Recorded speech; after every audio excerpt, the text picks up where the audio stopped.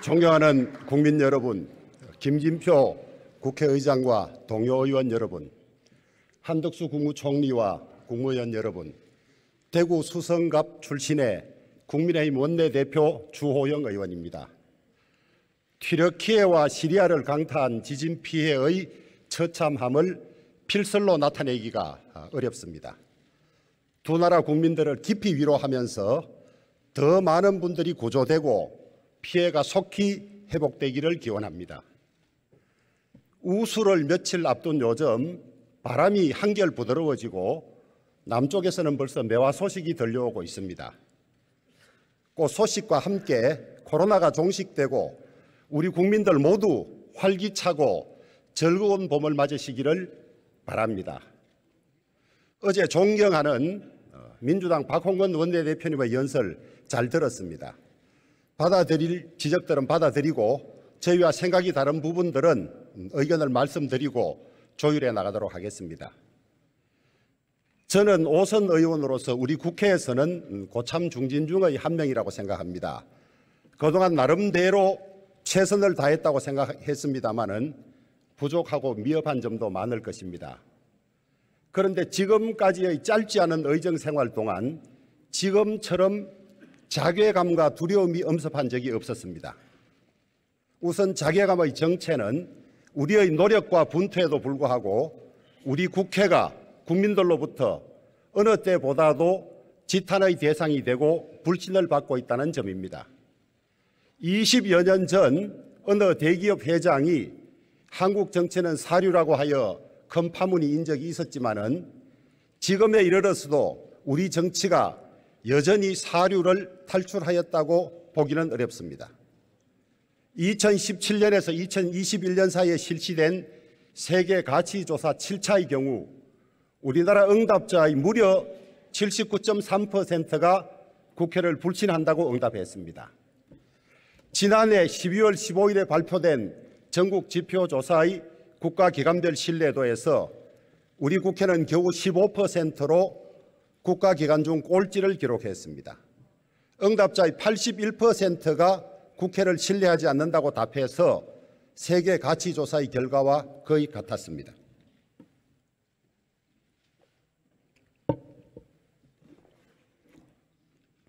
정치 영역이란 사람들이 편을 갈라서 서로 치열하게 공격하는 영역입니다. 특히 우리 정치는 진영화되어 있어서 상호 불신과 공격의 강도가 훨씬 더합니다. 더욱이 이런 모습이 방송으로 중계될 때가 많다 보니 다른 지역에 비해서 국민 신뢰가 낮아질 수밖에 없습니다. 하지만 이런 한계를 감안한다 하더라도 나름 열심히 노력한 국회의원 생활의 성적표가 겨우 15점밖에 안 된다고 하니 국민들께도 죄송하고 서글프고 참담한 심정입니다. 제가 전에 없이 두려움을 느끼는 까닭은 우리 대한민국이 지금 직면하고 있는 도전들이 너무나 중차대함에 비해서 우리나라의 국가의사결정 능력이 역부족이라고 느끼기 때문입니다. 중국의 부상과 미중의 대결 심화 그리고 북핵 위기는 우리에게 엄청난 안보적 도전이 되고 있습니다. 기후위기와 이에 대응하기 위한 탄소 중립은 산업 대전환은 물론 문명 패러다임 자체의 전환을 요구하는 문명사적 도전이 되고 있습니다. 급속히 진행되고 있는 저출생은 대한민국의 사회 경제적 지속 가능성을 위협하면 물론 물리적 생존마저 위협하는 인구학적 도전이 되고 있습니다.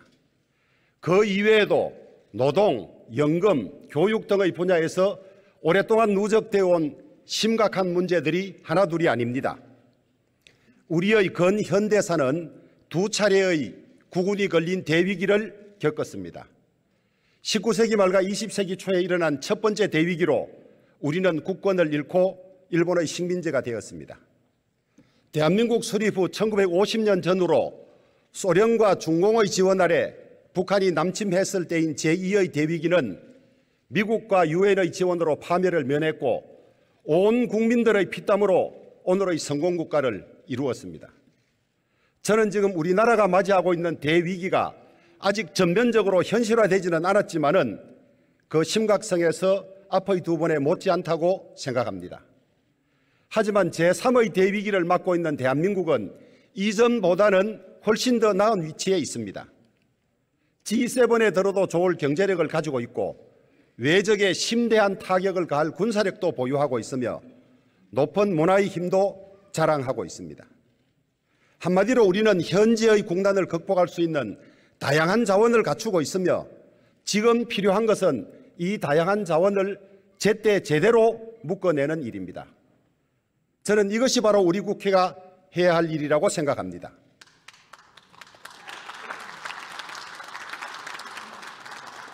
국회가 이 도전에 대한 국민적 응전을 성공적으로 이끈다면 국민의 신뢰를 크게 회복할 수 있을 것입니다.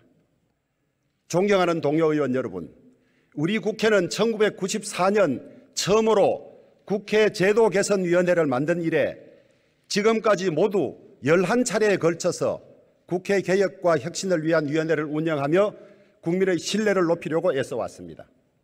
전직 국회의장님들은 국민에게 신뢰받는 국회, 열심히 일하는 국회, 여야가 협치하는 국회, 그리고 또 미래를 준비하는 국회를 내걸고 이 위원회들을 발족했습니다. 하지만 이 모든 노력에도 불구하고 우리 국회는 갈등의 조정자가 아니라 갈등의 조장자로 인식되고 있습니다. 우리 국회가 국민의 신뢰를 회복하기 위한 방법은 저는 국회의원 윤리 강령에 모두 들어있다고 생각합니다. 저는 국회의원 윤리 강령을 국회 목욕탕 한 곳에서밖에 보지 못했습니다. 앞으로는 본회의 개시나 중요한 행사 때마다 윤리 강령을 낭독하거나 서약하게 하고 국회 본관 중요한 곳에도 게시하면 어떨까 생각해 봅니다. 저는 의원이 된 이래 한 번도 공식적으로 읽어본 일이 없는 국회의원 윤리 강령을 이 자리에서 한번 읽어보겠습니다. 국회의원 윤리 강령. 국회의원은 주권자인 국민으로부터 국정을 위임받은 대표로서 양심에 따라 그 직무를 성실히 수행하여 국민의 신뢰를 받으며 나아가 국회의 명예와 권위를 높여 민주정치의 발전과 국립민복의 정진에 이바지할 것을 다짐하면서 이에 우리는 국회의원이 준수할 윤리 강령을 정한다. 1. 우리는 국민의 대표자로서 인격과 식견을 함양하고 예절을 지킴으로써 국회의원의 품위를 유지하며 국민의 의사를 충실히 대변한다. 2. 우리는 국민을 위한 봉사자로서 오직 국민의 자유와 복리의 정진을 위하여 공익 우선의 정신으로 성실하게 직무를 수행하며 사익을 추구하지 아니한다.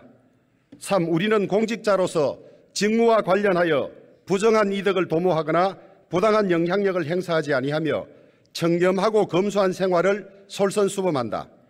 4. 우리는 국회의 구성원으로서 서로 간에 정치 활동상 공정한 여건과 기회균등을 보장하고 충분한 토론으로 문제를 해결하며 적법 절차를 준수함으로써 건전한 정치 풍토를 조성하도록 노력한다.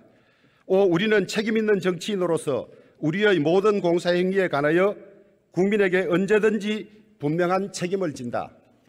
앞으로 저는 이 윤리 강령에 비추어 보면서 우리 국회의 현재의 모습을 한번 반성해 보려고 합니다. 제 자신도 참여록을 쓴다는 자세로 했습니다마는 누구나 각자가 가지고 있는 편향성 때문에 아마 민주당에 거슬리게 들리시는 부분이 많을 겁니다. 만약에 그렇다면 지난 정부 때 집권당이었고 지금도 제1당이기 때문에 민주당에 드리는 제 고언으로 받아들여주면 좋겠습니다. 제가 가장 먼저 지적하고 싶은 국회 불신의 이유는 정치인들이 부정부패를 비롯해 중대한 범죄 혐의를 받는 일이 많다는 것입니다. 참여연대 집계에 따르면 2022년 12월 14일 현재 21대 국회의원과 그 배우자가 수사 또는 재판을 받았거나 받고 있는 건수가 무려 88건에 이릅니다. 이들은 LH 사태 이후 드러난 부동산 관련 불법 의혹, 21대 총선 선거법 관련 정치자금법 위반, 각종 부정부패 의혹 등에 관련된 사안들입니다. 정당별 분포를 보면 국회 양대 정당인 국민의힘과 민주당이 숫자가 엇비슷합니다. 이들 중 이미 무죄 판결이 난 경우도 있고 또 사안이 경미한 경우도 있을 것입니다. 하지만 이런 사정을 감안하더라도 최대한의 윤리와 양심을 요구받는 국회의원들이 일반인들보다 법률 사례가 더 많다는 것은 부끄러워해야 할 일입니다. 특히 소속 정당이 어디인지를 떠나서 현재 이재명 더불어민주당 대표가 여러 가지 부정부패 혐의를 받고 있는 것은 더불어민주당뿐만 아니라 국회 전체 위신을 떨어뜨리고 있습니다.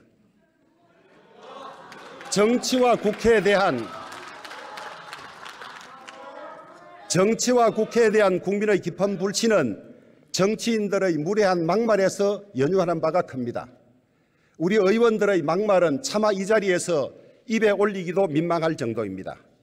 상대 당이나 의원을 향해서 무식한 놈, 사이코패스, 오물쓰레기라는 말들을 함부로 합니다.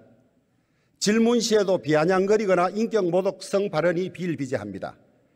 각종 회의에서의 지도부 발언이나 대변인들의 성명에서 원색적이거나 인신모독, 명예훼손이 없는 경우를 찾아보기 어려울 정도입니다. 영국 의회에서는 상대 의원에 대해서 거짓말장이 또는 위선자라는 단어 사용이 금지되어 있고 발언 수위에 따라서 처벌받고 있습니다. 미국 하원에서는 부적절한 언어 사용 행위에 대한 비난 결의안까지 통과시킨 바가 있습니다. 요즘은 모바일 환경과 소셜미디어로 인해서 가짜뉴스가 순식간에 전 세계로 퍼져나갑니다. 이러다 보니 모바일과 인터넷은 악화가 양화를 구축하는 대표적인 공간이 되었습니다. 우리 국회도 가짜뉴스를 양산합니다. 대통령과 법무부 장관이 등장하는 청담동 술자리 의혹, 페르난데스 주한 EU 대사 발언 왜곡이 대표적인 경우입니다. 진실 확인에 최선을 다하지 않은 채 성급히 가짜뉴스를 정치에 이용하려 했기 때문입니다. 우리 국회에는 윤리특별위원회가 있지만 윤리위가 국회 윤리를 세우는 최고 기능을 잃고 그 자체가 정쟁의 도구가 된 지 오래입니다.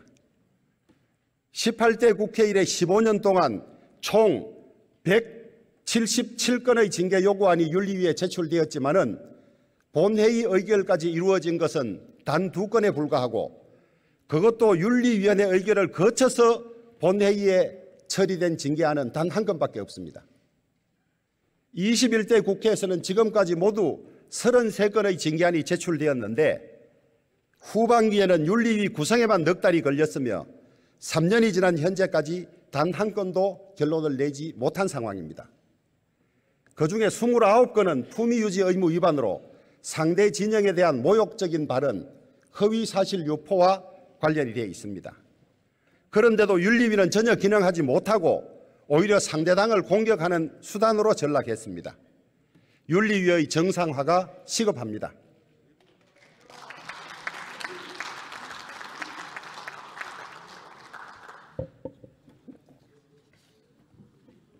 정쟁이 격화하면서 정치의 사법화도 점점 심해지고 있습니다. 정치권에서의 시비를 정치권에서 가리지 못하고 무작정 제소해놓고 보기 때문입니다. 정치인들이 정치로 문제를 해결하지 않고 고소고발만 남발하고 있습니다. 제20대 대선 선거 사범 2001명 중에서 고소고발로 인한 인원이 1313명, 19대 대선에 비해서 3배 늘었습니다. 현재 각 정당 간에 서로 해놓은 고소고발 미제 사건이 100건이 넘는 것으로 알려져 있습니다. 우리 정당들이 고소고발을 남발하는 것은 국회의 권위와 품격을 스스로 떨어뜨리는 일입니다. 정치의 사법화는 정치의 종언을 뜻합니다. 우리 국회는 양적으로 보면 일을 아주 많이 하는 것 같습니다. 20대 국회는 1년 평균 6,000건을 발의해서 약 800건을 가결했습니다. 이는 큰 나라인 미국도 5,000건을 발의해 460건을 가결하는 것에 비하면 압도적으로 높은 수치입니다. 하지만 우리 국회가 생산한 법률의 품질을 보면 우리는 결코 자부심을 가질 수 없습니다. 선언적 규범 삽입이나 단순한 자구 수정에 거치는 법안도 많습니다. 불필요한 발의가 많아서 임기 만료로 폐기되는 법안도 많습니다. 20대 국회에서는 62.2%가 임기 만료로 폐기됐습니다. 한마디로 우리 국회가 헛심을 쓰고 있다는 것입니다.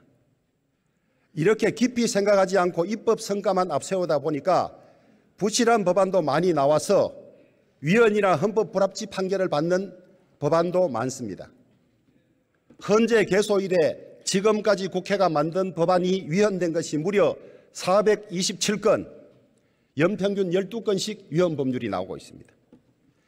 2023년 1월 11일 기준으로 위헌 법률 22건, 헌법 불합치 법률 19건이 우리 국회에서 개정이나 대체 입법을 하지 못한 채 무작정 대기하고 있습니다. 그런데도 우리 국회는 대체 입법을 서두르지 않습니다. 이것은 국회의 명백한 직무유기입니다.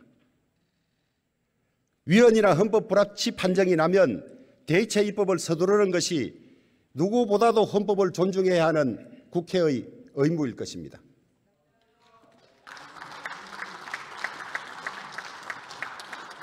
국회 불신의 또 다른 중요한 요인은 이른바 내로남불입니다.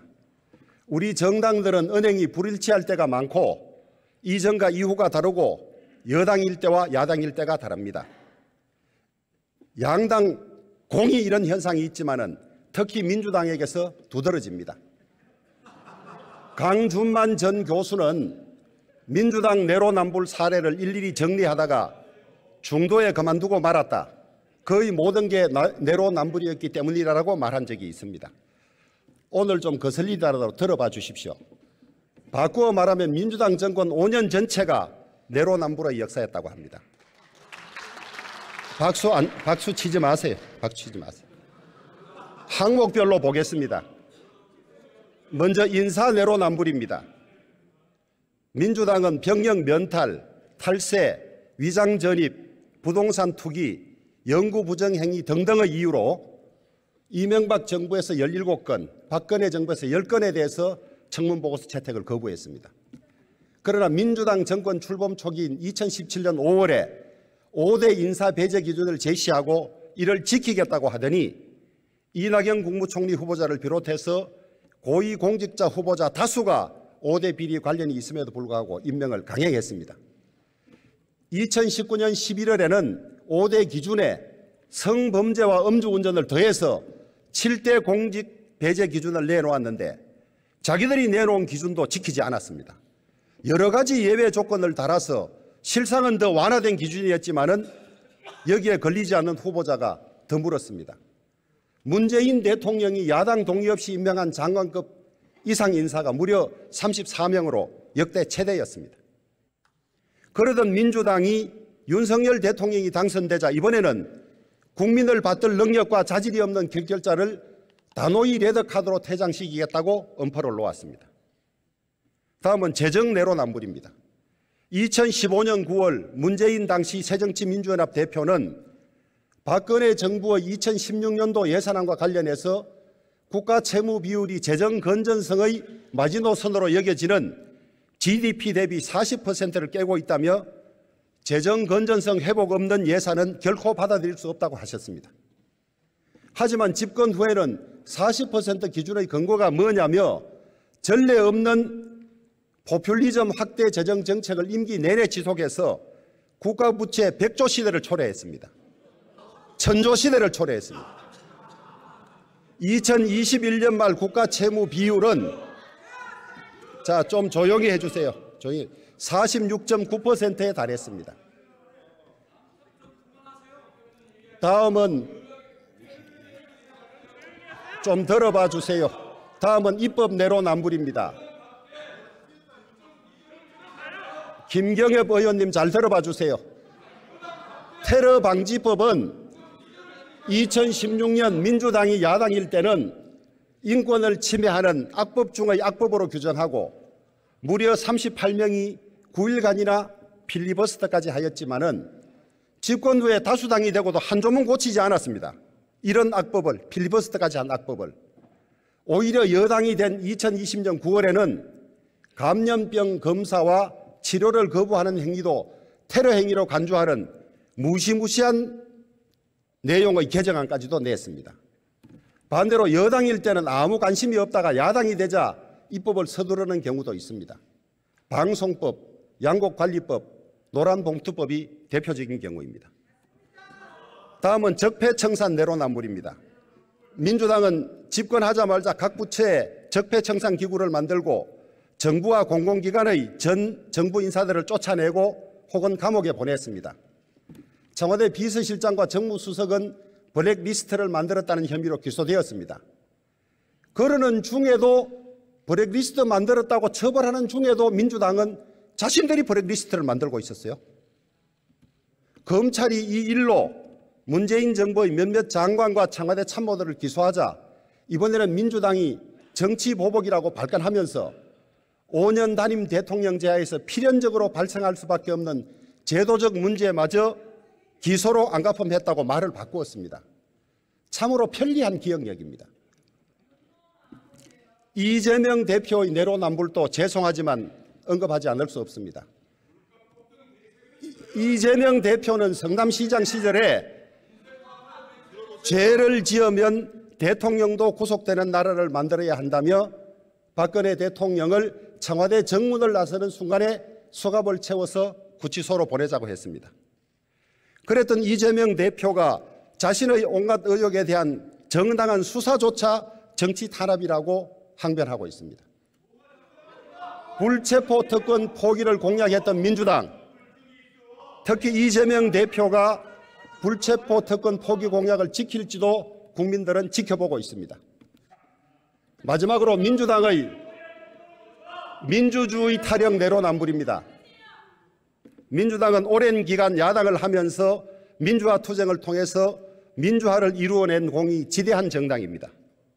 당 이름에서 민주가 떠난 적이 없고 이것을 자산으로 실로 많은 것을 누렸다고도 할 수 있습니다. 한마디로 민주는 민주당의 핵심 가치이자 핵심 자산입니다. 그런데 지금의 민주당이 민주라는 말을 떳떳하게 쓸 수 있습니까? 민주당 정권은 촛불 민주주의와 공정을 표방하며 집권했습니다. 하지만 민주주의와도 공정과도 거리가 멀었습니다. 촛불 민주주의 허구성은 문재인 정권 출범 전부터 이미 드러났습니다. 김경수 전 의원과 드루킹 일당의 대규모 여론 조작이 문재인 후보의 당선을 도왔습니다. 민주당 정권은 울산시장 선거에도 직접 개입했습니다. 문재인 대통령의 30년 지기 송철호 후보를 당선시키기 위해서 청와대 비서실 8개 조직이 나서서 당시 김기현 울산시장을 억지 수사하고 송철호 후보의 당내 경쟁자를 매수하는 한편 송철호 후보에게 선거 공약까지 만들어 주었습니다. 민주주의의 꽃을 이렇게 짓밟고도 어떻게 민주라는 말을 쓸 수가 있습니까?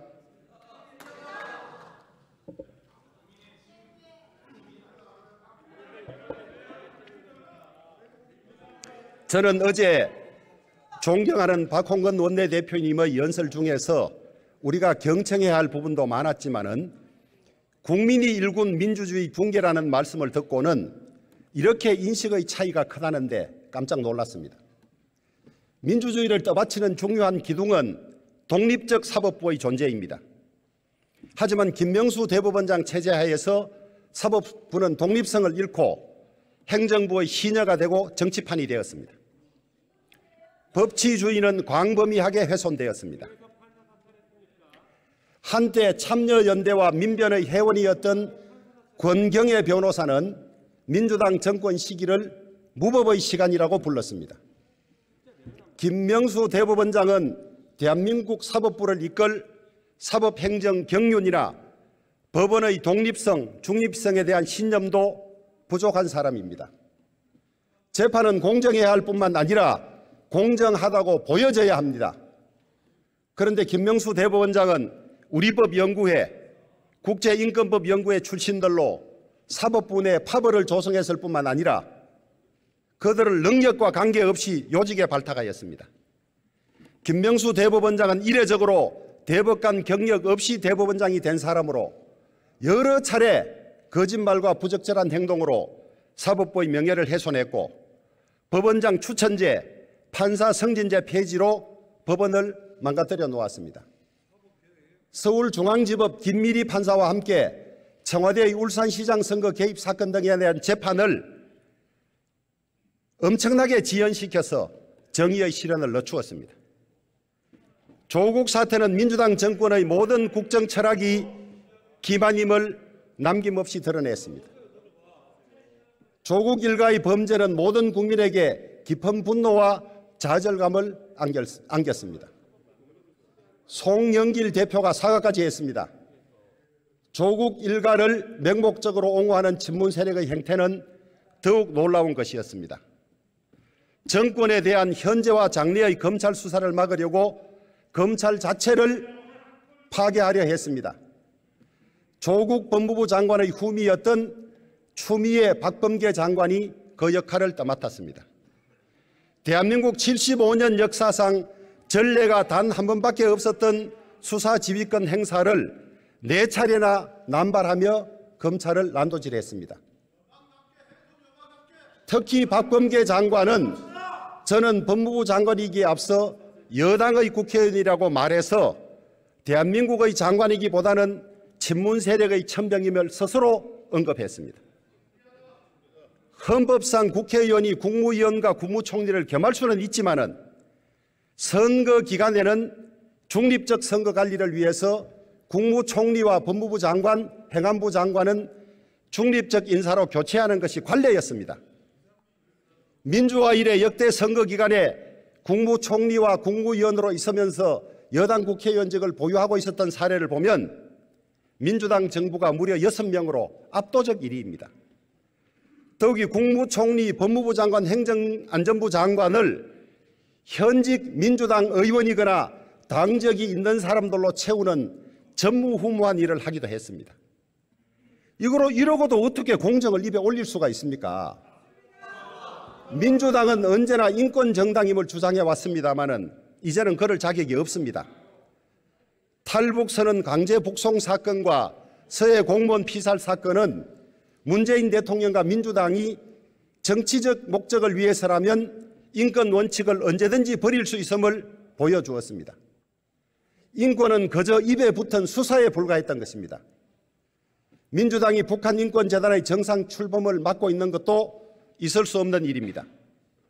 북한인권 정진을 위해서 2016년 9월에 북한인권법이 제정되었고 그에 따라 북한인권재단이 만들어졌지만은 지금까지도 이사회가 구성되지 않아서 출범을 못하고 있습니다.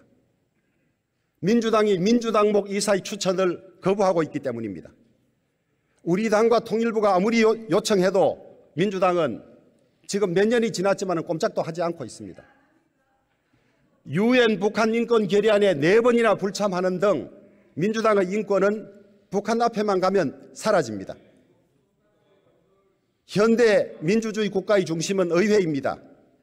하지만 민주당이 제20대 총선에서 압도적인 다수 의석을 차지한 이래 우리 의회 민주주의는 급격히 붕괴되고 있습니다. 2012년에 여야 합의로 소위 국회 선진화법이 통과되면서 우리 국회는 의사결정의 원리로서 단순 다수결이 아니라 합의를 우선시하는 시대로 옮겨갔습니다. 합의제를 떠받치는 핵심적인 요소는 여러 가지가 있습니다. 국회의장의 직권 상정 요건 제한, 여야 동수로 이루어지고 3분의 2 찬성으로 결정되는 안건조정위원회, 그리고 무제한 토론 등이 그것입니다. 하지만 민주당은 압도적 다수 의석을 차지하자마자 합의제의 핵심 요소들을 대부분 무력화하면서 의회 민주주의를 형해화하였습니다. 우선 위장 탈당이나 다른 정당 혹은 무소속 의원 동원을 통한 안건조정위원회의 무력화는 두고 의회 민주주의를 파괴한 흑역사로 남을 것입니다.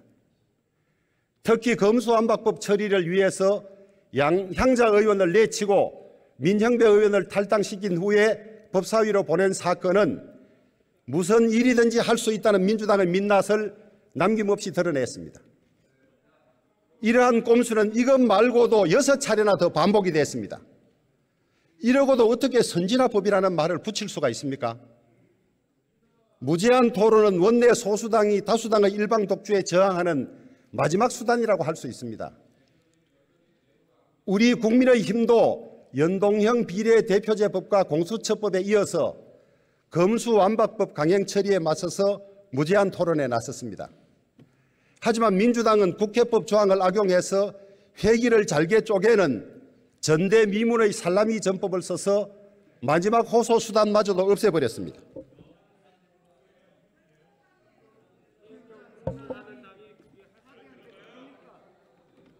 민주주의는 자제와 관용으로 유지된다고 합니다. 민주당은 자제와 관용은커녕 왜곡과 경강부회로 법치주의를 형해화시키고 있습니다. 정치는 믿을 신자 한자에서 출발한다고 합니다. 한마디 말이 맞지 않으면 나머지 천마디 말이 무슨 소용이 있겠습니까? 우리 국회가 신을 회복하는 것이 저는 국민 신뢰를 회복하는 지름길이라고 생각합니다.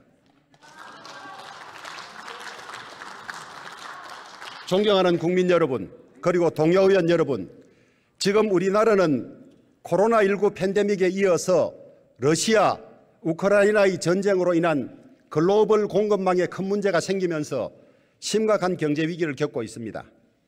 하지만 이러한 경제 위기 뒤에서 훨씬 더 근본적인 성격의 대위기가 진행되고 있습니다.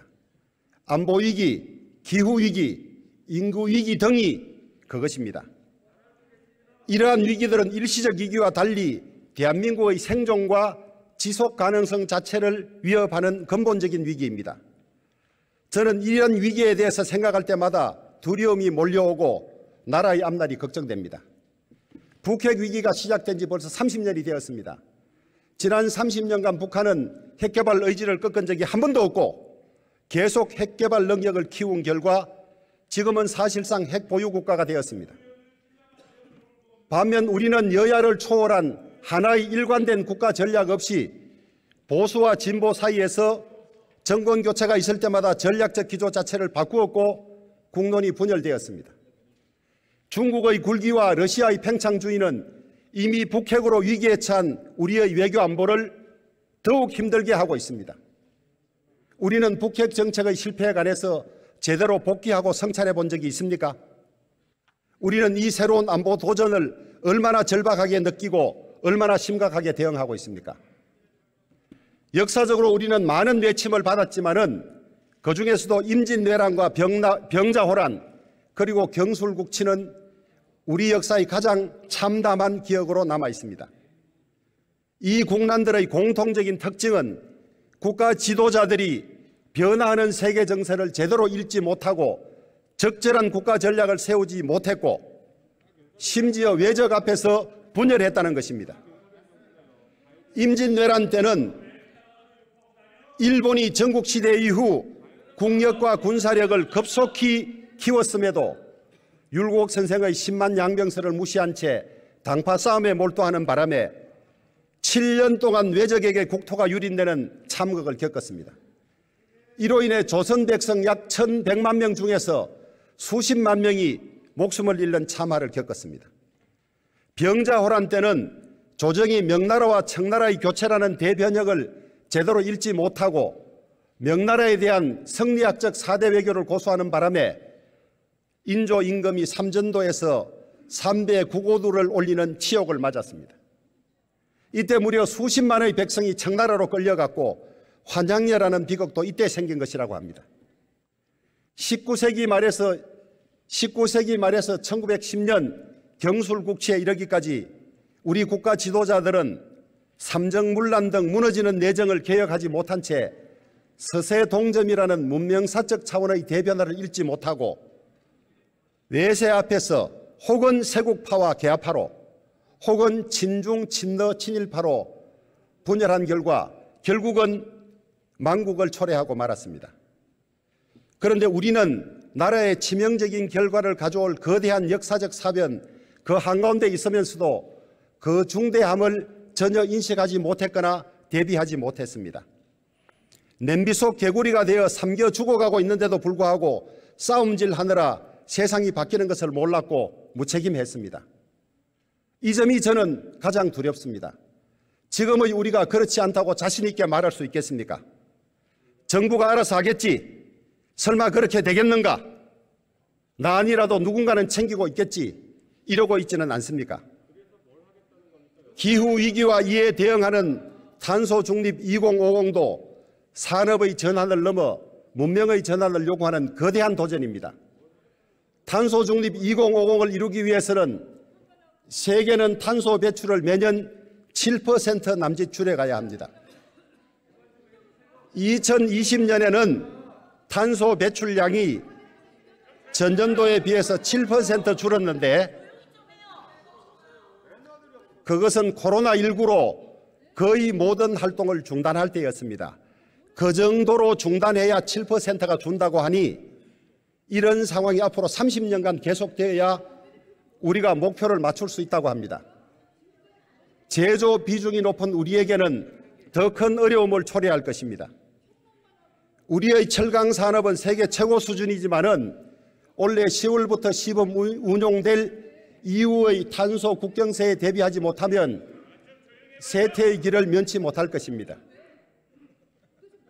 EU에서 2035년부터 시행할 내연기관 자동차 판매 금지는 우리의 자동차 산업에도 심대한 타격을 가할 것입니다.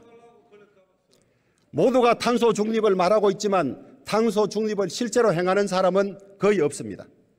실행 가능한 탄소 중립을 위한 마스터 플랜이 보이지 않고 이 문제의 절박성을 정부나 국민이 실감하지 않고 있는 것이 위기의 본질입니다.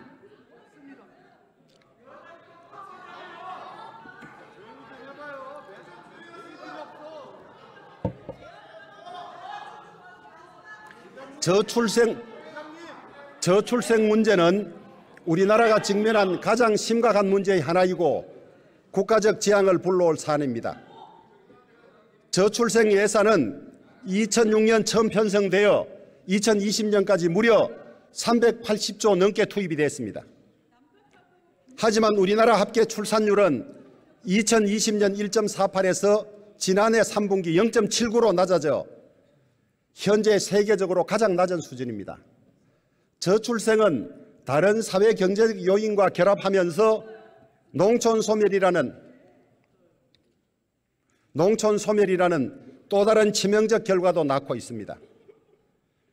농가는 2012년 전체 가구의 6.4%에서 2021년 4.4%로 줄었고 농가 인구는 같은 기간 5.8%에서 4.4%로 줄었습니다. 소멸 고위험 농촌 지역이 2020년에 22개이던 것이 2022년 3월 현재 44개로 2배 늘었습니다. 이러다가는 농업 자체가 사라지고 미래 농업인이 하는 말을 입에 올리는 것도 사치가 될 지경입니다. 저출생은 소리 없이 나라를 죽이는 암입니다. 지금 당장 저출생 추세가 멈춘다 해도 그동안 진행된 것만으로도 우리나라에 큰 상처를 남길 것입니다. 저출생을 극복하려면 온 국가가 필요합니다. 국회도 절박한 마음으로 이 문제에 달려들어야 합니다. 그런데 지난 17년간 우리가 한 노력이 지금까지도 전혀 효과를 보지 못하고 있다면 지금까지의 방식대로 돈만 더 투입할 것이 아니고 다른 특단의 대책을 찾아야 하지 않겠습니까? 연금, 노동, 교육도 반드시 개혁돼야 합니다. 조금 조용히 해주세요. 개혁의 필요성을 구구절절히 말씀드리지 않겠습니다. 개혁에는 기득권 포기와 희생이 따릅니다. 따라서 저항도 만만치 않습니다. 그렇다고 포기할 수는 없습니다. 우물쭈물할 시간이 없습니다. 이 문제들이 조기에 개혁되지 않으면 우리 대한민국은 지속 가능하지 않고 퇴보할 것입니다. 그런데 우리는 이 중요한 문제들을 절박하게 여기고 엄정하게 대처하고 있습니까? 우리 대한민국 국회는 이 중차대한 문제에 대해서 제때 제대로 의사결정을 하고 대처할 능력이 있기는 한 것입니까? 지금 우리가 직면하고 있는 문제의 다수는 오래된 문제들이지만은 우리는 지금까지 제대로 된 결정을 못했고 앞으로도 못할 것 같다. 이것이 제 두려움의 실체입니다. 흔히 대통령 중심제와 양당 구조를 가진 한국 정치는 상대당이 무너지면 집권이 가능해지기 때문에 끊임없이 상대당을 공격할 수밖에 없는 정치 환경이라고 합니다. 정작 그것이 문제이고 이대로라면 달리 어쩔 도리가 없다고 한다면 이번 기회에 바꿔야 하지 않겠습니까? 하지만 저는 지금의 권력구도 정당구도 하에서도 우리가 국가적 도전과 그 긴박성에 대해서 진심으로 걱정한다면 지금보다는 더 잘할 수 있다고 생각합니다. 여기에 있는 우리도 언젠가는 정치를 그만두게 됩니다. 빠르면 내년이 될지도 모릅니다. 정치를 그만둔 다음에 후회해 본들 무슨 소용이 있겠습니까? 우리 국회는 늘 국가적 과제에 대해서 적기에 최선의 의사결정을 할 수 있는지를 고민해야 합니다. 그리고 우리가 최선을 다하고 있는지를 점검해야 합니다. 정치는 유한하고 인생도 유한하지만은 대한민국은 영원해야 하기 때문입니다. 김형석 교수님은 50년 전 지난 다음에 다시 한번 태어나서 대한민국 국민이 얼마나 행복하고 보람있고 값지게 잘 사나 봤으면 좋겠다라고 하셨습니다. 50년쯤 뒤에 우리가 무능하고 무책임한 조상으로 기록될까 두렵지 않습니까? 우리 시대가 대한민국의 국군 제도약을 이끈 시대라고 후세에 칭송받는 정치를 한번 해볼 수는 없습니까? 우리 대한민국은 국민의 피땀과 역대 정부의 노력으로 당당히 선진국 대열에 합류했습니다. 이제 글로벌 중추국가로 더 높이 비상할 때입니다.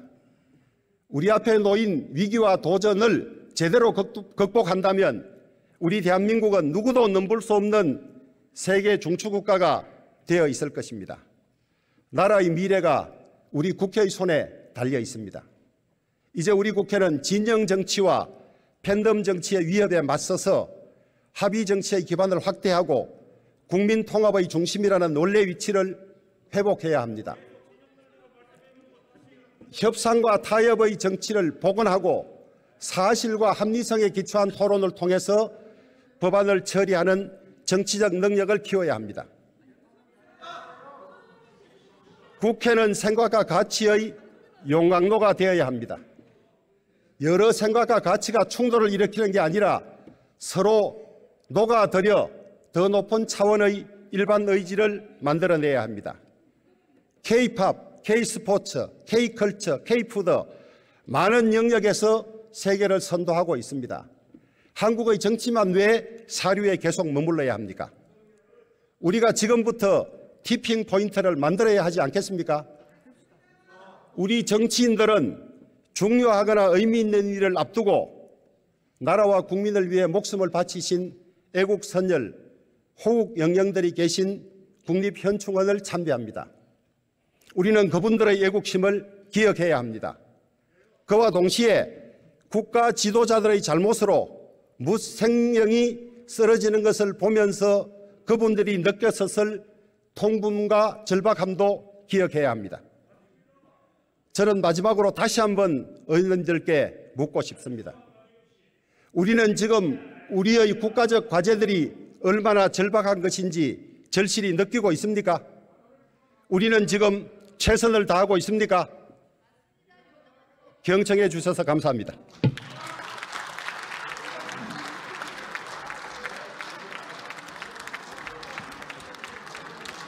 주호영 원내대표 수고하셨습니다.